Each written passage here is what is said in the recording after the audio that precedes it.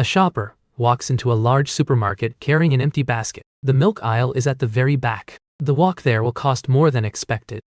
Supermarkets are not designed for convenience. They are designed for exposure. Every step you take is a decision the store already made for you. The milk, eggs, and bread that people buy every single week are placed as far from the door as physically possible. That distance is the product. This layout has a name. It is called a forced path. Retailers use it to guarantee that every shopper passes the maximum number of products before reaching what they came for. Every extra aisle a shopper passes increases the chance of an unplanned purchase. The longer the path, the larger the basket tends to grow. Studies consistently show that shoppers who enter a store for 3 items leave with 7 or more. The store layout explains most of that difference. This is not an accident. Supermarket floor plans are tested, revised, and optimized continuously. The position of every product category is a deliberate economic choice. Think of the store floor as a machine. Each aisle is a component. The shopper is the material passing through. The output is a larger basket than planned. Retailers call this dwell time. The longer a shopper stays inside the store, the more they spend. Distance from essentials increases dwell time automatically.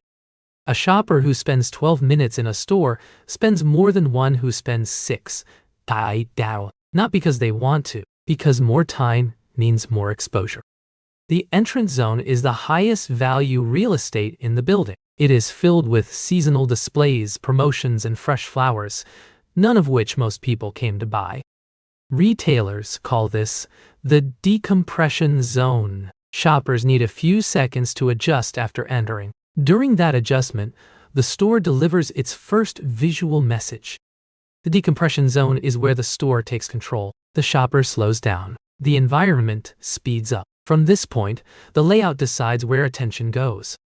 Most supermarkets in the world follow a counterclockwise path. The entrance is on the right. The perimeter loops left. The essentials are always at the far end of that loop.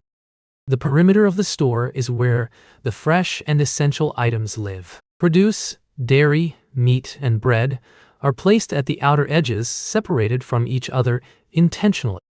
Separating essential categories forces the shopper to cross the interior multiple times. Each crossing is another opportunity to encounter something unplanned and appealing on the shelves.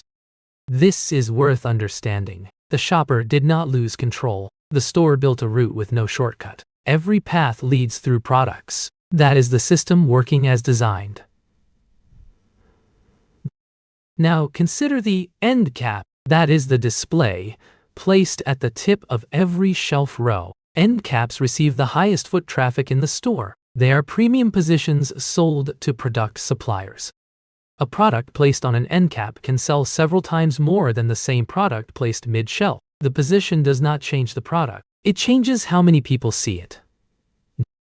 Suppliers pay significant fees to secure these end cap positions. That cost eventually flows into the retail price of the product.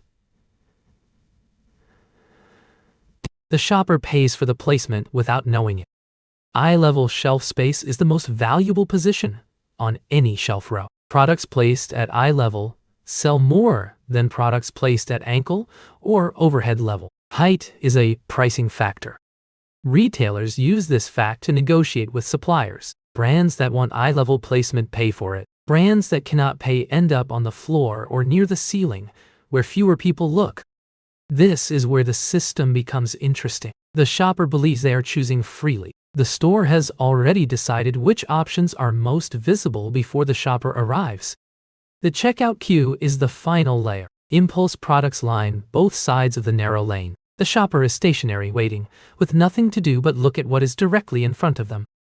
The checkout lane is the most profitable strip of floor space per meter in the entire store. It captures the shopper at their most exposed moment, still inside the system with nowhere to go.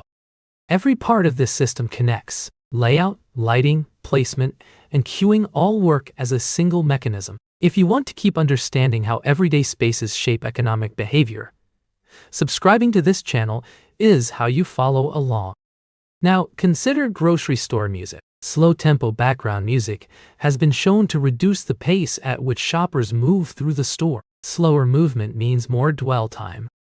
Lighting temperature also affects behavior. Warmer light near fresh produce makes food appear more appealing. Cooler light near dairy reinforces the perception of freshness and cleanliness. The store also controls smell. Bakery ventilation is often directed toward the entrance. The scent of fresh bread activates appetite before the shopper has seen a single product on the shelves. All of these systems, layout, lighting, music, scent, do not work in isolation. They reinforce each other. And, together, they produce a shopping environment calibrated to extend time and expand spending. A shopper who understands this system is not immune to it. The layout still requires them to walk the same path. Knowing the mechanism does not remove the mechanism.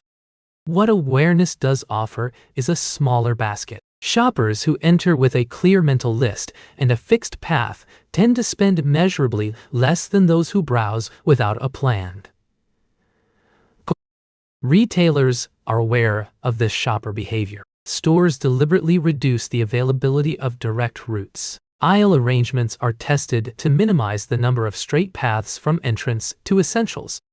Online grocery shopping disrupts much of this. A search function goes directly to any product. There is no forced path, no decompression zone, no checkout lane impulse shelf. Distance becomes zero.